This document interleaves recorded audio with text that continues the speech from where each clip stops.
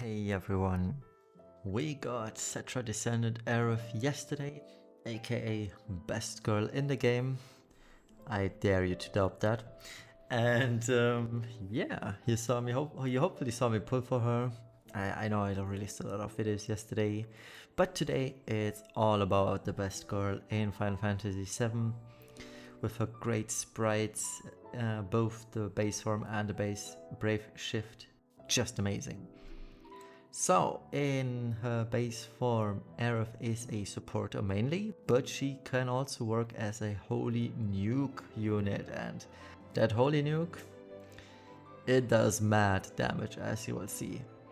In her brave shift though, she is still a supporter, but also a fire tag chainer, and we'll have a closer look at how she actually works in the game on our favorite punching bag, the target dummy.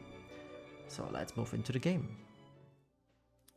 Okay, so let's check out Cetra Descendant Aerith on our favorite punching bag, the training dummy. What she can do, what she can't do.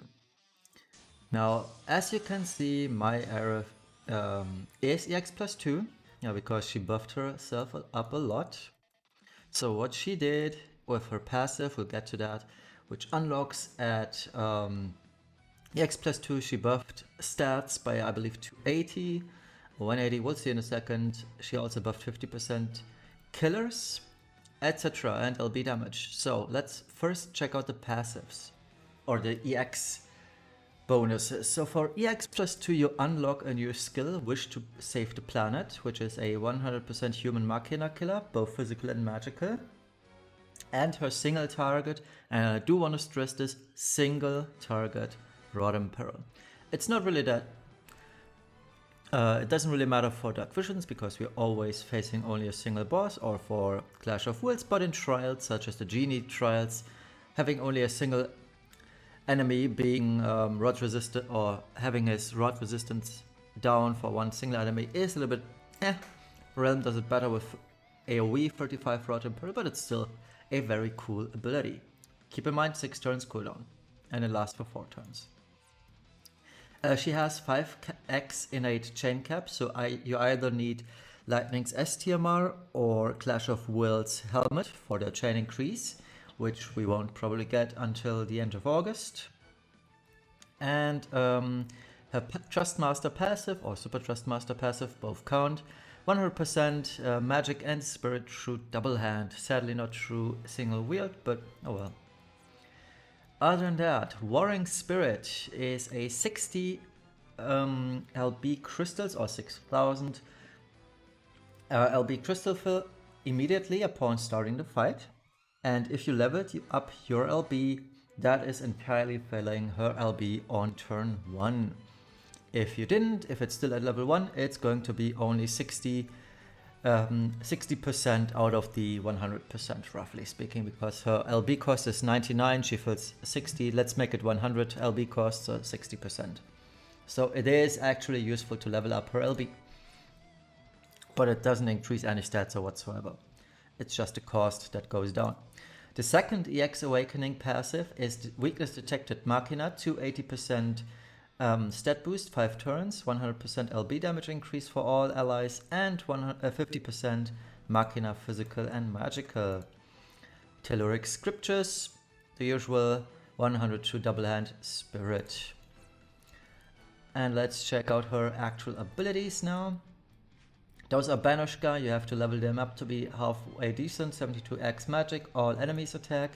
Holy, which is different from the Holy you've known so far. And I will explain the mechanic and the math behind this later in the video. But let's say it attacks all enemies and it hits super hard, and I'll show you how hard it hits just in a second.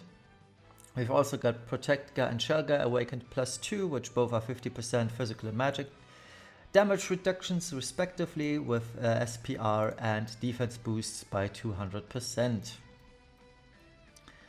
Radiant Prayer is a 30% light amp and light imbue to the party, but we've got better with her LB, which is an imbue, 45% light amp and 400% stats, and because that's not enough apparently, 250 LB buff for the party, and all of for the party. So this is a crazy good limit burst. Now let me show you how Holy works. You press this button, you have one unit on Carbuncle, you press Carbuncle, you have your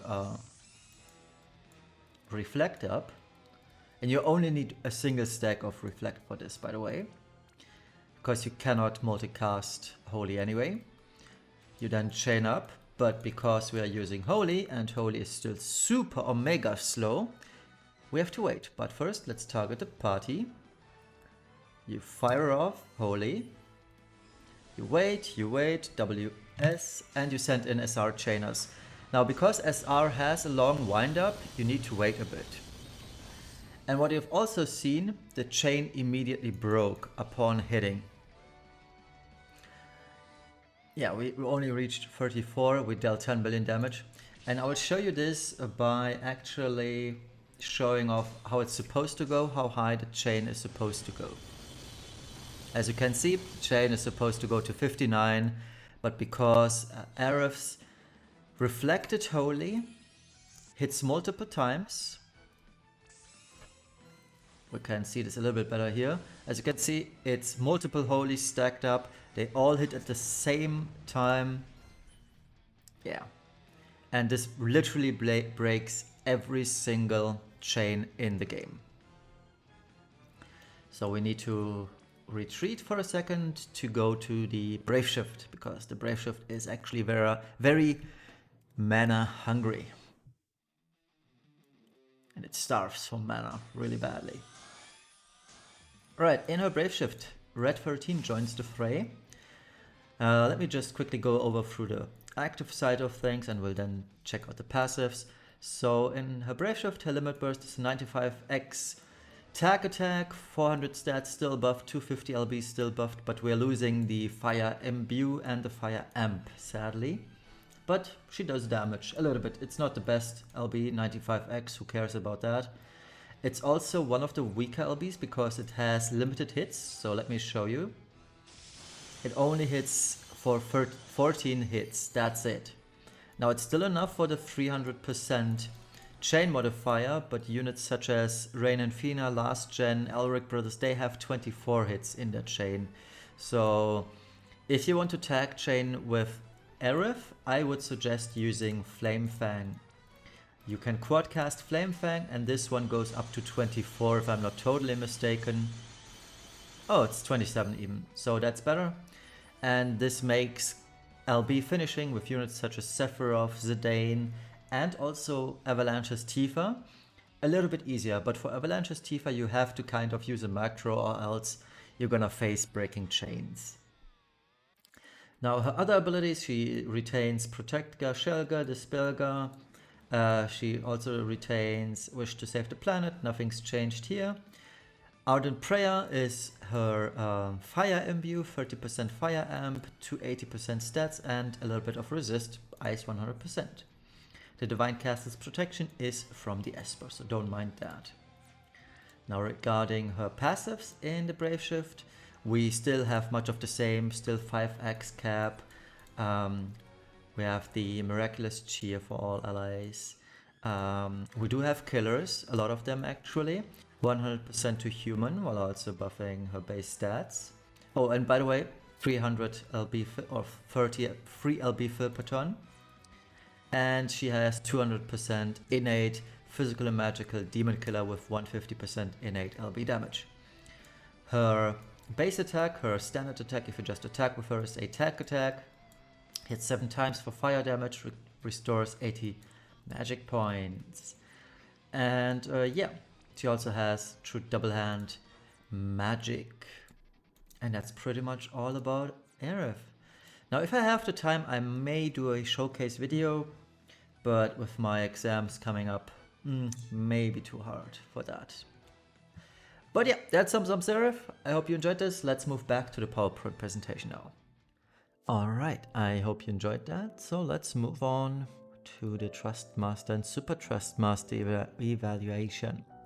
Trustmaster is a materia, 40% spirit and magic alike, and you also gain 50% human and molecular killer for physical and magical. It's a great Trust Master, even though it has the most common types of killers with human and machina, it is still great, and the magic spirit split, both being 40%, makes for some interesting choices in gearing other units, such as Shuyu, for example, loves this material because it also helps her.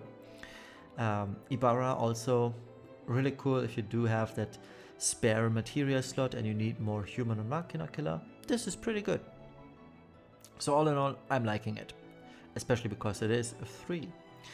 Her Super Trust Master is an accessory with 68 magic spirit and 48 attack. Now, one could complain that they didn't go for the 69 on the magic and spirit, but yeah, let's not nitpick, right?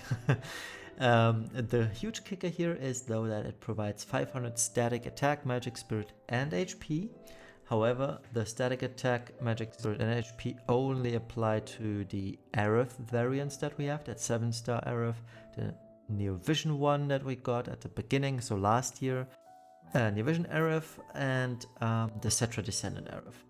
Also, Cloud variants do get that bonus, so the old 7-star Cloud, the AC Cloud, the Neo Vision Cloud, and an outlier, I feel like, Zack also does get it.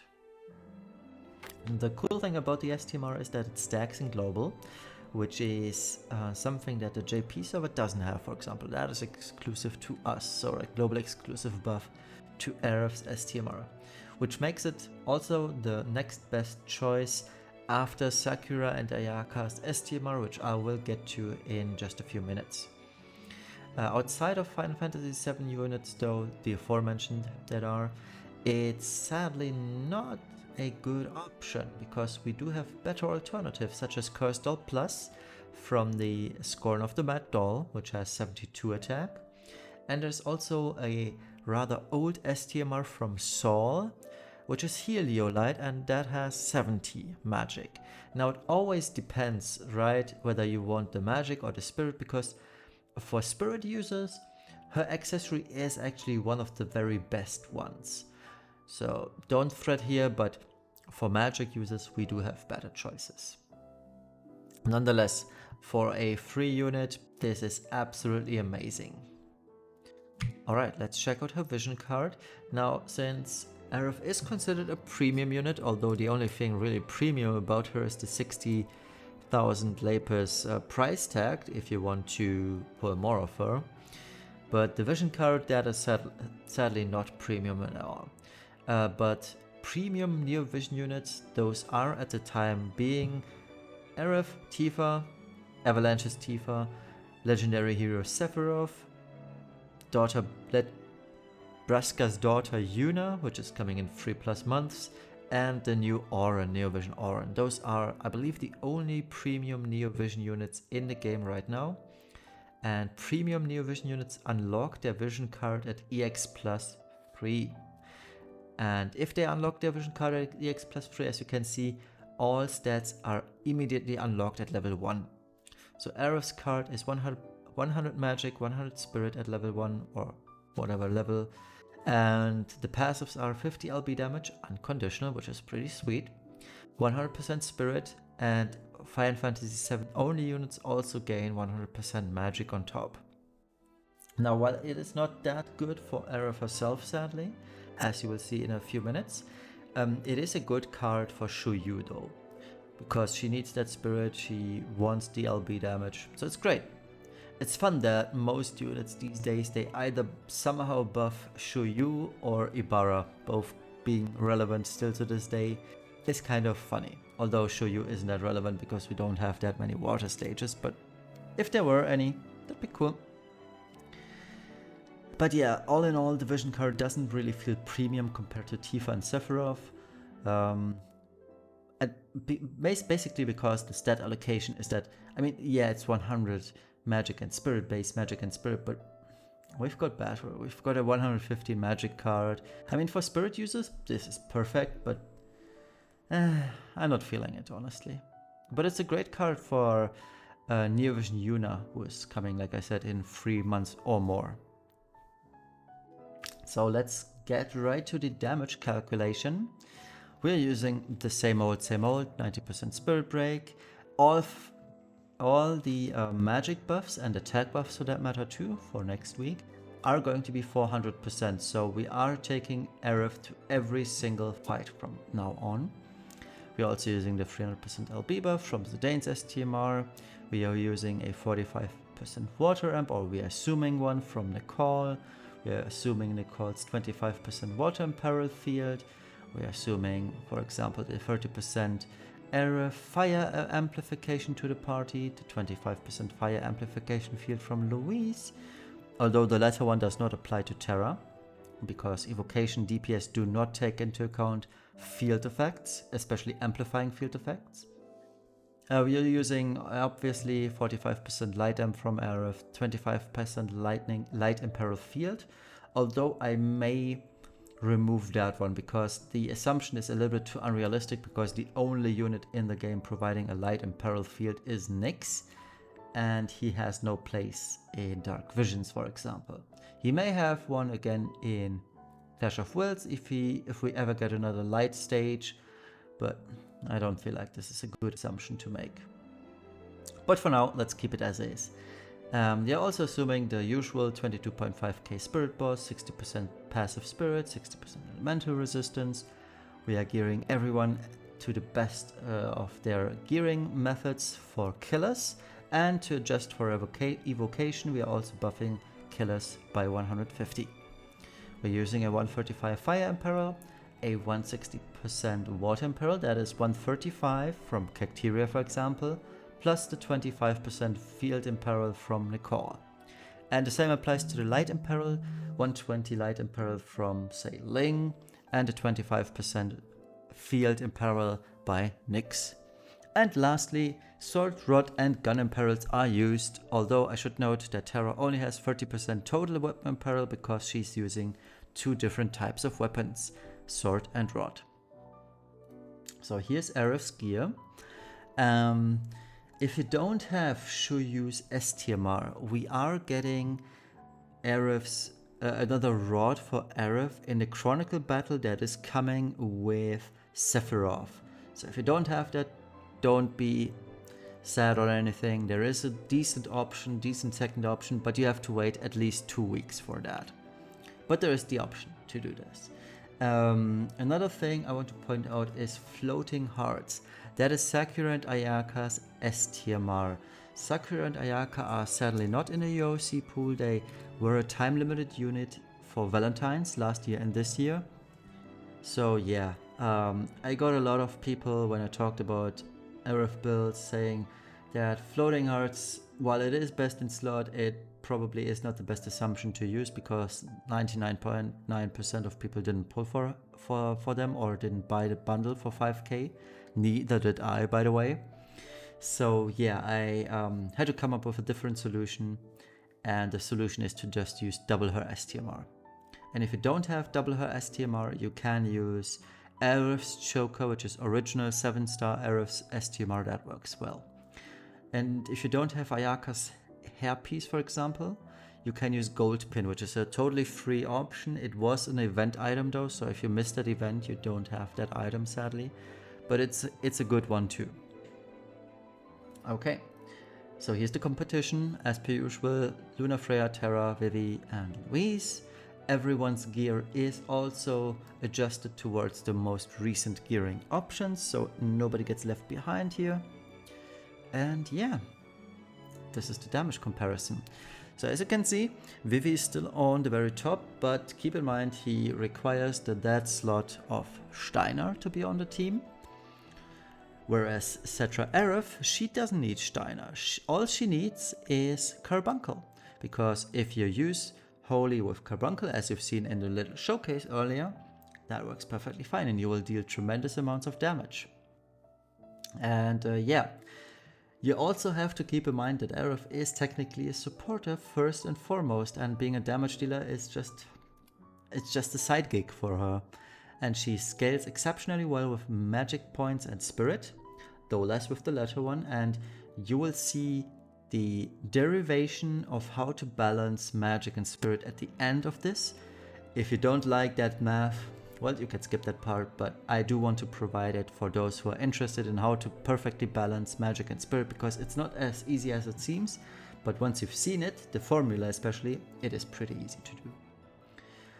Alright, one thing I do want to point out, that if you're using reflect memes with Aerith, you have to make sure that her holy hit hits, it's multiple hits, and or come at the very end of the chain. So every other kappa, such as Sephiroth, Zidane, jumpers for example, they all have to hit before Aerith does, because Aerith's hits break the chain. No matter what you do, the chain is always going to break. And that also explains the 10x chain mod in this, because if you reflect off of 6 people, the first hit is the hardest hitting one, because it has that 5x chain mod. 5x chain mod. If you're using Clash of Wills chain mod increase a helmet or Lightning's STMR to 6x cap her, you have to do this calculation with 11x. So the first one hits for 6x and the remaining 5 hits hit for 1x all the time. And that is how you get to 10x or respectively 11x if you're using a chain mod increase. And the reason why your chain breaks is all 6 hits land at the same time. You cannot circumvent this, it's always going to break your chain no matter what you do. But still, even with this, she still hits super hard. Alright, so how does Aerith fare in the meta? For a free unit, she's absolutely amazing, and she will remain relevant until the release of 9-star units, and yes, I am considering Neovision units 8-star units, or whenever we get 500 stat buffs, but I don't see this happening at all. Doing 500% stat buffs would probably break the game more than it would benefit the game. So I feel like 400% stat buffs, they are already incredible, and they increase the damage so much that 500 stat buffs would be just overkill in my opinion. She also enables light teams. I know this might sound too vague, but units such as Noctis. Noctis is the best example for this. Cobalt Blade Noctis is getting such a huge boost from Aerith's 45% light amp. He actually totally surpasses Arden with this, and you will see that next week when I discuss Tifa's damage, because I will obviously include the Dragoons, and you will see Noctis taking over the crown of Dragoons in that case. But being attack chain makes her also the perfect fit for Sephiroth, not only for Sephiroth's chef, but also for all other LB cappers. And depending on whether enemies in Clash of Wills are super resistant to light or absorb light even, Aerith may or may not be useful at all, because with the morale actions you can increase your attack, magic, defense and spirit by 400%, just like Aerith does, and if you cannot Holy Burst, Aerith probably doesn't do really much for Clash of Wills. So yeah, should you pull, or should you pull extra copies is what this slide should probably be called. Well, I don't think you need to. She is a free unit until EX plus 2, and you gain access to the passives at EX plus 2. So you get the passive, which immediately fills her LB gauge to full, if you level the LB that is. And you gain access to her 35% Rodham Parry, which is a new ability that unlocks once you reach EX plus 2. EX plus 3 only really gets you the vision card, which isn't that good, and increased stats for Clash of Wills or Dark Visions. So it is really technically not worth it to chase EX plus 3. I just did it because, well, I love Aerith. She's the best girl, like I said, and I'm a huge fan of her, so that's why I did this. That's why I pulled 2 more copies, and I can actually EX plus 3 her once we get the final 40 shards in, well, 2 weeks from now, basically. And like I said, if you don't need a second copy, which is another reason why you shouldn't pull, because you can just use OG Aerith's STMR, the Aerith Choker, which is a good substitute. And for those of you who are interested, here's some simple math regarding how to balance spirit and magic points.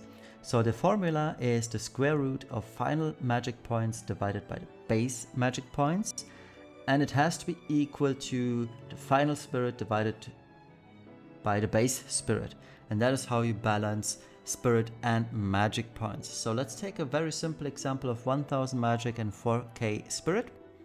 If you want to increase your magic points to 1.2k, by how much do you have to increase your spirit to keep the balance and not lose overall DPS? And increasing magic points to 1.2k is obviously a 1.2x increase. But since we have to use the square root, or take the square root of this, the increase is 1.095445. And this one is needed to determine the amount of spirit you need. So you multiply that 4k spirit by that 1.09 continuing, and you get 4,381.76 spirit. But because the game is going to round up that value, you need 4,382 spirit to keep the balance and not lose DPS. And that is the reason why you've seen, let me just actually scroll back here a few slides, where you can see even with the increased ability mod from Gold Hairpin and a little bit less SPR, she doesn't really gain that much, right? And on the flip side, using too much SPR but lowering the mod is also bad. I mean, it's the difference is minuscule, but still it's noticeable. And keeping the balance between spirit and magic points is kind of important, and that is how you min-max your damage output on Aerith. And this is how I did all of these calculations for the spreadsheet as well. And that pretty much sums up this video and the review for Cetra Descendant Aerith. I hope you enjoyed this. Thank you all for watching. Have a nice rest of the Friday evening, morning, afternoon, wherever you're from. And we'll see each other tomorrow for my Dark Visions clear. It's day 2 of Dark Visions. Bye bye.